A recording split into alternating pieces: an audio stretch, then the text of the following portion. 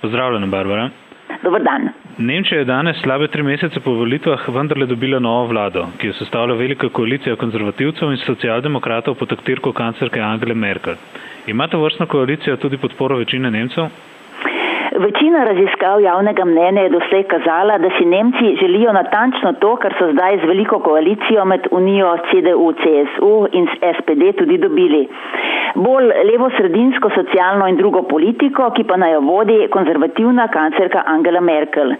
Oktobrska raziskava javnega mnenja je tako pokazala, da več kot 80% državljanov podpira najnižjo zajamčeno plačo v višini 8,50 evra na uro, 68% bi jih podprlo celo višje davke za bogate ter ukinilo otroške dodatke za malčke, ki jih starši varujejo doma. Tega dvojega Angela Merkel v koalicijskih pogajanjih sicer ni dovolila, zato pa je, morda tudi z ozirom na omenjene raziskave, sprejela številne druge socialdemokratske pogoje, tudi vrnitev upokojevalne dobe na 63 let za tiste, ki delajo že 45 let in več, pa čeprav naj bi se v ta čas štelo tudi nekaj let na zavodih za zaposlovanje. V gospodarstvu že bijejo alarm, zato bo vpliv najnovejših političnih odločitev v Nemčiji na razvoj evropske gospodarske lokomotive izjemno pomembna učna ura za vso Evropo. Bodo višji stroški za delo obremenili gospodarstvo, pa čeprav to slovi po visoki tehnologiji in dobro izučeni delovni sili. Prav obračun z radodarnimi subvencijami za nedelo je omogočil prepolovitev brezposelnosti po uveljavitvi reform socialdemokratskega kanclerja Gerharda Schröderja. O višjih davkih za bogate, ki jih samo mimogrede koalicijska pogodba nove nemške vlade ne izključuje, pa kritiki opozarjajo, da so za večino prebivalstva bogataši vedno drugi in bi mnogi šele potem, ko jih udarijo po glavi, spoznali, da so tudi sami tarče. Sestavo nove koalicije je omogočilo šele sobotno znotrajstrankarsko glasovanje slabega pol milijona članov SPD, na katerem se je približno četrtina članstva izrekla proti.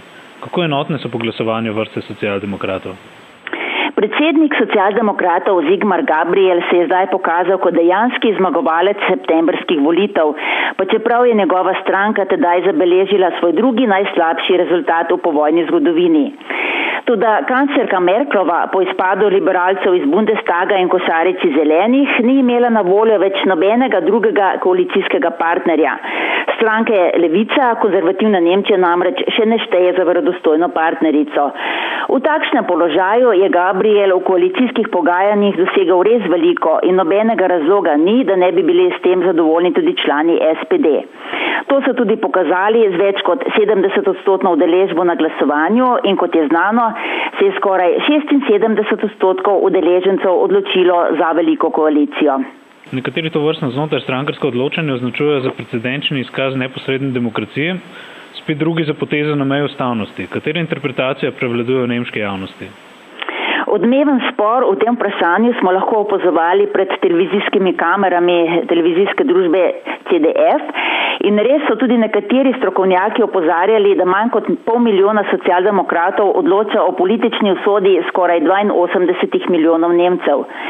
Po drugi strani pa je Sigmar Gabriel obzoril, da v drugih strankah o vstopanju ali ne vstopanju v koalicijo odloča še veliko manjši krog ljudi in videti je, da Nemci bolj soglašajo s tem argumentom. Koalicijska pogajanja so se sicer vlekla kar precej časa. Kateri so bile ključne sporne točke, o katerih so razpravljali pogajalci? Omenili smo že najnižjo zajamčeno plačo in znižanje pokojninske dobe za nekatere. Socialdemokrati pa so uveljavili tudi višje in zgodnejše kvote za ženske v nadzornih svetih nekaterih podjetij, zgodnejši davek na finančne transakcije, pokojninske dodatke in pomoč za ogrevanje stanovanj za socialno ogrožanje, pa omejitev višanja najemnin, višjo pomoč za razvoj v svetu, v določenih primerih celo dvojno državljanstvo. Vse to so doslej konzervativci strogo zavračali. Kanclerka Angela Merkel je uveljavila tudi nekaj svojih predvolilnih programov. Oboji, na primer, soglašajo z večjimi investicijami v infrastrukturo in izobraževanje. Za enega večjih uspehov pa kanclerka šteje že to, da je preprečila vrsto drugih socialdemokratskih programov. Številni konzervativni volivci ob tem ogorčeno navajajo, da je Unija CDU-CSU na volitvah dosegla več kot 40%, SPD pa manj kot 26%. Angela Merkel pa je ob sebi obdržala finančnega ministra Wolfganga Schäubleja, ki bo nekakšen zadnji semafor za nove državne in druge stroške. Poleg tega pa bo kanclerka seveda še naprej sedela na samem čelu ovalne vladne mize v 6. nadstropju kanclerske palače. Doslej je znala prevladati še nad vsakim partnerjem, tako v nemški politiki kot v Evropi, kar je bilo v minulih dneh tudi z velikimi črkami napisano na obrazu Pera Steinbrücka, poraženega socialdemokratskega kanclerskega kandidata in finančnega ministra v prvi veliki koaliciji med leti 2005 in 2009. Lahko tudi rečemo, da je v svoji dolgi politični karieri kanclerka dobila tudi veliko nožev v hrbet od svojih političnih prijateljev, tako da nekako nima nič proti sodelovanjem z ideološkimi nasprotniki. Med drugim se mora zdaj zaradi bavarske bratske CSU obadati s cestninami za avtoceste, ki jih je prej zavračala.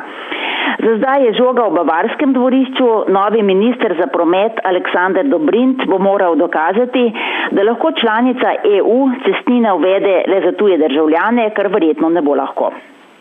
Katere so tiste ključne naloge, s katerimi se bo morala nova vlada kanclerke Merklove spopasti brez odlašanja? Če kar nadaljujemo, kanclerka lahko tudi računa, da se bo moral socialdemokratski prvak Gabriel kot superminister za gospodarstvo in energetiko takoj začeti ukvarjati z visokimi cenami energije, ki so že velik problem tako za nemško gospodinjstvo kot za gospodarstvo. Kmalu pa bodo še večji.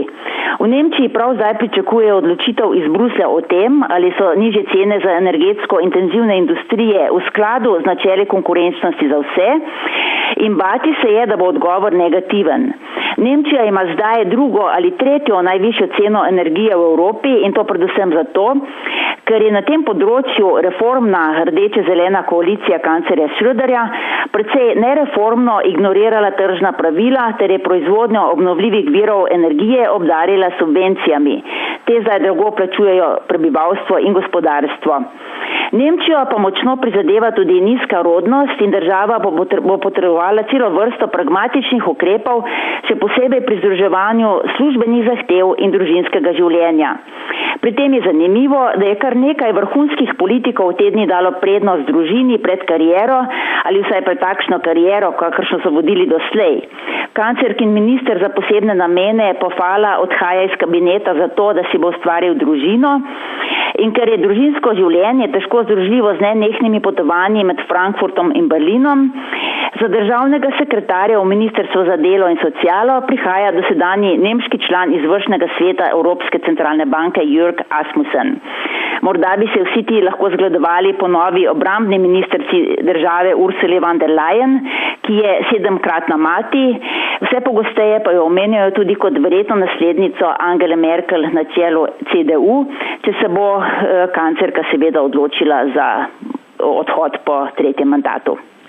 Ali prinaša vstop socialdemokratov v vladne vrste kakšno bistveno spremembo v doslej striktno varčevalno naravnan odnos Berlina do reševanja krize evra?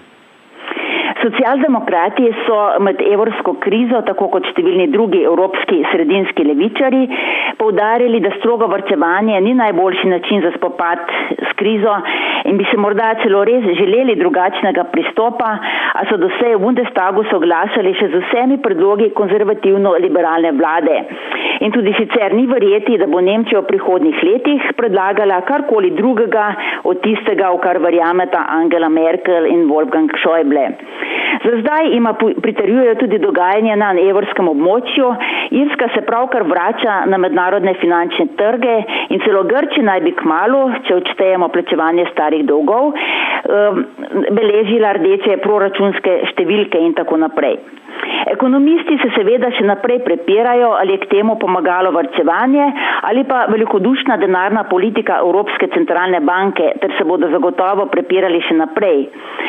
Nemčija pa je z več kot 80% bruto domačega proizvoda tudi sama dovolj zadolžena z vsemi novimi domačimi programi, ki jih je sprejela velika koalicija, pa najbrž tudi ne bo imela veliko svežega denarja in volje za dodatno podpiranje evrskih bolnikov. Razprave pa bodo zagotovo še naprej vroče.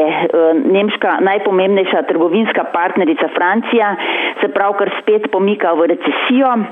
Evrske banke pa s poceni Dragijevim denarjem marsikje še ne podpirajo gospodarstva, ampak so svoje blagajne raje napolnile z obveznicami svojih držav.